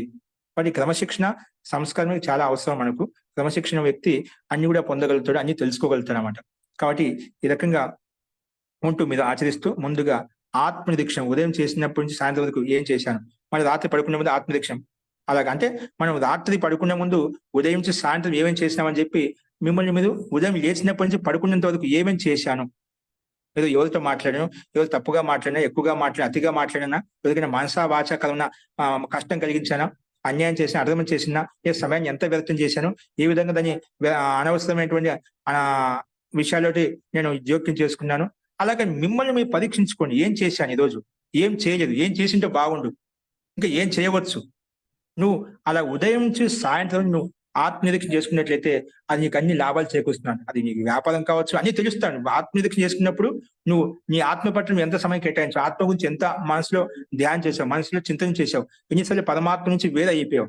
పరమాత్మ నీకు ఉదయం సాయంత్రం వరకు నీ పరమాత్మ నీతో ఉన్నాడా, సంబంధంగా ఉన్నావా, పరమాత్మను కనెక్ట్ అయి ఉన్నావా, నిత్య నిరంతరం ఖాళీగా ఉన్నప్పుడు ఆ పరమాత్మ యొక్క చింతన జరిగిందా లేదా. అలాగా మనం ప్రతి నిత్యం మన ఆత్మనిరీక్షణ చేసుకున్నట్లయితే మనము ఏం చేయాలి, ఏం చేయకూడదు, ఏం చేస్తే బాగుంటుందో ఇటువంటి విషయాల పట్ల మనకు అవగాహన కలుగుతుంది. అలా ఉత్తరోత్తరంగా మనం చేసే తప్పులు ఏవైతే మనకు తెలుస్తాయి, ఆ తప్పులు వదిలేసుకుంటూ గుణాలు ఏవైతే ఉన్నాయో, కర్మలు ఏవైతే చేయాల్సిన కర్మలు మనం చేస్తూ వృద్ధి చేసుకుంటూ మనం ముందుకు వెళ్ళిపోవచ్చు. అలా నిత్య నిరంతరంగా ఇలాగ ఆత్మనిరీక్షణము ఇలాగ మనం ప్రతి స్వాధ్యాయం చేసుకుంటున్నట్లయితే నిన్న ఎవరో ఒక అడిగారు, మన పేరేం చెప్పారు, కుషాల్ అనుకుంటాను. స్వాధ్యాయ ఇష్ట దేవతా రమంతి అని చెప్పి స్వాధ్యాయం చేస్తూ ఉంటేనా, ఇది నేను చెప్పింది కదా, మహర్షి పతంజలి చెప్పినటువంటి సూత్రం యొక్క భాషలో చెప్పేటువంటి విషయం అన్నమాట, వాక్యం అనమాట. కాబట్టి స్వాధ్యాయ ఇష్ట దేవతా రమంతి అని చెప్పి మహర్షి వేదవ్యాస ఇక్కడ వాత్స్యాయన మహర్షి ఈ రకం చెప్తామట. మహర్షి పతంజలి రాసినటువంటి యోగ సూత్రాల యొక్క భాష్యంలో మహర్షి వాత్స్యం చెప్పి అంటే స్వాధ్యాయ ఇష్ట దేవతా రమంతే, స్వాధ్యాయం ఇష్ట దేవతలు రమిస్తుందంటే మనకు అటువంటి మనం ఎలాంటి భావనతో ఓతప్రోతమై ఉన్నట్లయితే అటువంటి వ్యక్తుల యొక్క సాంగత్యం ఏర్పడుతుంది. చెప్పే కదా, దేవతలు మన దగ్గరికి వచ్చేస్తారు. దేవతలు అంటే ఇక్కడ వర్తమానంలో అలాంటి మహాపురుషులు, మహాంతమైనటువంటి జ్ఞాన విజ్ఞానం కలిగిన వాళ్ళు, దేవతలు ప్రత్యక్షంగా పైంచి మన కిందికి వచ్చేస్తారు కదా. మన మధ్యలో దేవత రూపంలో అలాంటి జ్ఞానం యుక్తంతో యుక్తం అంటే అలాంటి వాక్యాన్ని, అలాంటి సందేశాన్ని, అలాంటి క్రియాకలాపాలతో యుక్తం వ్యవహారాన్ని వాళ్ళు మన ముందు ప్రదర్శిస్తారు. అలాగే వాళ్ళు మనం చూసినప్పుడు, వాళ్ళు మన దగ్గరికి వచ్చినప్పుడు, మనం చెప్పినప్పుడు అది ఏదో ఒక జ్ఞానంతో యుక్తమే ఉంటుందన్నమాట. అలాగే దేవతలు, మహాన్ వ్యక్తులు మన దగ్గరికి వస్తారని కూడా ఆశ్చర్యం లేదన్నమాట. మనకు కనిపించదు, కానీ మన నిత్య నిరంతరంగా సత్వగుణంతో ఓతప్రోతమై ఉన్నట్లయితే, పరమాత్మ యొక్క జ్ఞానంతో మనం యుక్తమై ఉన్నట్లయితే, పరమాత్మ నిత్య నిరంతరంగా ఈశ్వర ప్రణిధానం చేసుకుంటూ ఉన్నట్లయితే నిజంగా మన చుట్టూ ఉన్నటువంటి దేవతలు, మహాంతమైన వ్యక్తులు మనకు కనిపిస్తామట. మనకి ఆ యోగ్యత సంపాదించుకోవాలి. మన మధ్య ఉన్న, మన చుట్టూ ఉన్నది లేదని కాదు, మనకు ఎలాంటి భావనతో ఓతప్రోతం ఉంటే నీకు అంత అదే విధంగా కనిపిస్తుంది. ఆ రకంగా నీకు ఏదో ఒక బోధించి వెళ్ళిపోతానమాట. నీకు ఏం ఉండాలి, నీలో ఉండే దోషాలేంటి, దీంట్లో గుణాలేంటి, నువ్వు ఎలా ఉండాలి, ఏ విధంగా ఉండాలి, నువ్వు ఏం తప్పులు చేస్తున్నావు అన్ని కూడా నీకు ఒక మంచి ఉత్తమమైన మార్గాన్ని, ఉత్తమైన స్థితిని పొందడానికి విశేషంగా ఆత్మిక ఉన్నతిని పొందడానికి, అలాగే ఈ సంసార జీవనంలో సుఖంగా సంతోషంగా ఉండటానికి నీకు పలు మార్గాలు వాళ్ళు చూపించి దర్శించి నీకు ఏదో ఒక రూపంలో సహాయంగా ఉంటదన్నమాట. కాబట్టి మనకు ఆ పరమాత్మతో ఐక్యం పొందడానికి ప్రతి నిత్యం ఈశ్వర ప్రణిధానము, నిరంతరంగా లేచినా కూర్చున్నా ఏం క్రియాకలాప పరమాత్మక ధ్యానం ఉండాలి. పెద్దవాళ్ళకు వృత్తి ధర్మాల్లో ఉండేవాళ్ళు వాటి వృత్తి ధర్మాలు యుక్తంగా ఉండి, కర్తవ్య కర్మ యుక్తమే ఉండి, ఖాళీగా వ్యర్థంగా ఉన్నప్పుడు ఆ సమయంలో మన పరమాత్మను చింతన చేసుకోవడం అనమాట. కాబట్టి మనం చేస్తున్నాము, ఇలాగ ధ్యానం చేస్తున్నాము, ఇలా గొప్పగా చేస్తున్నా ఊహించుకోవద్దు. నేను ఏదో ధ్యానం చేస్తున్నాను, పెద్ద ధ్యాని అయిపోయాను, యోగిని అయిపోయాను, కొంచెం తెలియకుండా అహంకారం వచ్చేస్తుంది. ఎవరి కోసం మనం కోసం చేసుకుంటున్నాం, మన శుద్ధి మనం చేసుకుంటున్నాం. కాబట్టి మన దేహ శుద్ధి మనం చేసుకుంటున్నాం అన్నమాట. దానికి ఎవరికో మనం ఏదో ఉపకారం చేయలేదు, దానివల్ల ఎదురుకి ఏం ఉండదు అన్నమాట. నువ్వు దేహ శుద్ధి నువ్వు చేసుకుంటే నీకు కళ్యాణం కలుగుతుంది, నీకు మంచి కలుగుతుంది అన్నమాట. నీ వల్ల ఇతరులు కూడా మంచి కలుగుతుందన్నమాట. కాబట్టి అహంకారం అభిమానం తెలియకుండా మనకు వస్తుంటాయి. అది నిత్య నిరంతరంగా ఆత్మ నిరీక్షణ చేసుకుంటున్నప్పుడు తొలగిపోతాయి అన్నమాట. వాటి ముందు ఆ దేహ శుద్ధి మనకు అవసరము. ఇవి ఎప్పుడు సాధ్యమవుతాయంటే మనం నిత్యము ఈశ్వరోపాసన చేసినప్పుడే, భగవద్ ధ్యానం చేసినప్పుడే, అలాగా నిత్య ధ్యానం చేసినప్పుడే మనలో ఉన్న దోషాలను దూరం చేసుకొని గుణాన్ని పెంచుకుంటూ, అలాగే ఆధ్యాత్మిక విద్యలో మనం ప్రగతిని పొందగలుగుతాం. అలాగే ఆత్మ దర్శనాన్ని, ఆత్మతత్వాన్ని పొందగలుగుతాం, ఆత్మానుభూతిని పొందగలుగుతాం. అలాగే ఆ అనుభూతి కూడా ఎలా ఉంటుంది, ఏ విధంగా ఉంటుంది, సూత్రం యొక్క వ్యాఖ్యానం వచ్చినప్పుడు మీకు అక్కడే ప్రతిపాదిస్తాను. అందుకే ఈ రోజు నుంచి సంకల్పం చేసుకుని ప్రతి నిత్యము అలాగా అనుష్ఠానాలు, ఓంకార అనుష్ఠానం చేయండి. మీకు స్థితి ఎలా ఏర్పడాలంటే మనసుతో కంఠంతో కాకుండా మనం చదువుకున్న విషయాలు ఏవైతున్నాయో మనసులోకి రావాలి, మనసుతో చింతనం చేయాలి. ఇప్పుడు నేను మాట్లాడుతున్నా, మీరు మాట్లాడుతున్నారు, మాట్లాడేటప్పుడు కంఠంతో నోటితో మాట్లాడుతున్నాం. అవే మాటలన్నీ కూడా స్పష్టంగా శుద్ధంగా మీ మనసుతో రావాలి, మనసులో విచారించాలి. ఈరోజు మనం అథాతో బ్రహ్మ జిజ్ఞాస అని చెప్పుకున్నాం. రోగ వియోగ భోగాన్ని అనుభవించిన తర్వాత మనకు బ్రహ్మ పట్ల జిజ్ఞాస కలుగుతుంది. ఆ విషయం ఏ ప్రతిపాదించబడింది, అలాగే మనం వ్యాఖ్యానం చేసుకుంటూ చేస్తాం. ఒక వ్యాఖ్యానం ఉంటుందన్నమాట. అది మనం చెప్పుకున్న విషయాన్ని మనం మనసులో చింతించడం, అలాగే అనేక విషయాలు దాంతో పాటు వచ్చేస్తామంట. ఇలాగే దాని విషయంలో విచారించినప్పుడు ఎలా ఉండాలంటే అది మనకు మనసుతో జరగాలి. చింతన అనేది మనసుతో జరగాలి, కంఠంతో జరగకూడదు. ఇలా చెప్పారు, ఈ విధంగా చెప్పారు, అలాగే గాయత్రి అనుష్ఠానం చేస్తున్నాం, దానికి అర్థసహితంగా మనసుతో చేయాలి. ఓంకార అనుష్ఠానం చేసినా మనసుతో చేయాలి. ఆ రకమైన స్థితిని ఉత్పన్నం చేసుకోవాలి. ఎప్పుడైతే మనసుతో ఏకాత్మత కలిగిందో అప్పుడు ప్రాణతత్వాన్ని నువ్వు దాటుకోగలుగుతావు. ప్రాణతత్వం మీదకి వెళ్ళినప్పుడు నీకు ఒక స్థిరత ఏర్పడుతుందన్నమాట, స్తబ్దత వస్తుందన్నమాట. అప్పుడు ధ్యాన స్థితి ఏర్పడుతుంది, ఏకాగ్రత స్థితి ఏర్పడుతుంది. అది నీకు సమాధి స్థితికి తీసుకెళ్తుంది. నీకు ఈ శరీరం వేరు, ఈ జీవాత్మ వేరనే వివేక జ్ఞానాన్ని కలుగజేస్తుంది. కాబట్టి అదంతా నీకు అనుభూతి ద్వారా, అభ్యాసం ద్వారా కలుగుతుంది. కాబట్టి మనసుతో రావాలి, మనసుతో చేసే విధంగా ఉండాలి. అది మీకు అభ్యాసం మీద వస్తుంది. ప్రారంభంలో కొంచెం ఉపాంశ జపం చేయండి, తర్వాత మానసిక జపం చేయండి, తర్వాత అంతర్ముఖంగా మనసుతో జపం చేయండి. ఓకేనా? ముందు ఉపాంశ కొంచెం మెల్లమెల్లగా మాట్లాడి నీకు వినిపించే విధంగా చేయండి. తర్వాత పెదవులు కలిగిస్తూ సౌండ్ లేకుండా చేయండి. తర్వాత మానసిక జపం, మనసులో జపానుష్ఠానం చేయడం మొదలుపెట్టినట్లయితే మీకు ఇవన్నీ కూడా విషయాలు అర్థమవుతాయి. ఉపాసన ఇది మనం విద్యా అధ్యయనంతో పాటు ఉపాసన అత్యంత అనివార్యం. అప్పుడే మీ జీవితంలో ఖచ్చితంగా మార్పు వస్తాయి. మీరు దినాంకం వేసి పెట్టుకొని ఈ గ్రంథం అయిపోయేసరికి మీ జీవితంలో ప్రతి ఒక్కరిలో మార్పు వస్తుంది. అవి సుఖంగా, సంతోషంగా, ఆనందంగా ఉంటే జీవితం సుఖమైన ఆనందమైన చేసుకోగలుగుతారు. ఆధ్యాత్మిక మార్గంలో అభ్యుదయ మార్గంలో కేవలము పరమాత్మ మోక్షం ఒకటే కాదు, దీంట్లో విని సంసారం వద్దనుకునే వాళ్ళు మోక్షం వైపు వెళ్తారు. నీకు సంసారం కావాలనుకునే వాళ్ళు వారికి కూడా అభ్యుదయం కలుగుతుంది, వారికి కూడా విశేషం ఉన్నతి కలుగుతుంది. ఈ సంసారం కూడా విశేషమైన ఐశ్వర్యాన్ని పొందగలుగుతారు, విశేషమైన విద్యను పొందగలుగుతారు, విశేష బుద్ధి బలము శక్తి సామర్థ్యాన్ని పొందగలుగుతారు. వారికి అభ్యుదయం కలుగుతుంది. అంటే ఇహలోకంలో ఉండే వారికి, పరలోకంలో ఉండే వారికి అందరికీ కూడా అభ్యుదయము నిశ్రేయస్సు కలుగుతుంది. అది మనకు చక్కగా ప్రతిపాదించబడతాయి. ఆ విషయాన్ని మనం చెప్పుకుందాము. దీనికి మేము విస్తృతంగా విశ్లేషించాను. సందర్భాన్ని బట్టి మీకు శంకా సమాధానం పూర్వకంగా తెలుసుకుందాం. అస్తు. ఈ రకంగా ఈ వేదాంతం యొక్క పరిచయాన్ని కొన్ని అన్ని విషయాలు కూడా తెలియజేశాను. రేపు నుంచి మొట్టమొదటి పాదంలో అథాతో బ్రహ్మ జిజ్ఞాస గురించి మనం దాని యొక్క భాషను వ్యాఖ్యానించుకుందాం. అస్తు. ఇప్పుడు మీకు కొంచెం అతిరిక్తంగా వెళ్ళాను. రేపటి నుంచి నేను ఇది ఒక 10 నిమిషాల ముందే క్లోజ్ చేస్తాను. ఆ 10 నిమిషాలు మనకు శంకా సమాధానం, అర్థాన్ని బట్టి అవసరమైతే ఇంకా కొంచెం ఎన్నిక ముందు తీసుకోవచ్చు. ఆ రకంగా ఉంటుంది. కొన్ని అవసరమైన బిందువులు కాబట్టి తెలియజేశాను. అస్తు. కాబట్టి మీకు ఇప్పుడు వర్తమానం ఇప్పుడు చెప్పిన విషయాలు ఇంకేమైనా సందేహాలు ఉంటే అడగండి. ఎవరికైనా ఇప్పుడు చెప్పిన విషయాలు ఏమైనా చెప్పాలనుకున్నారా?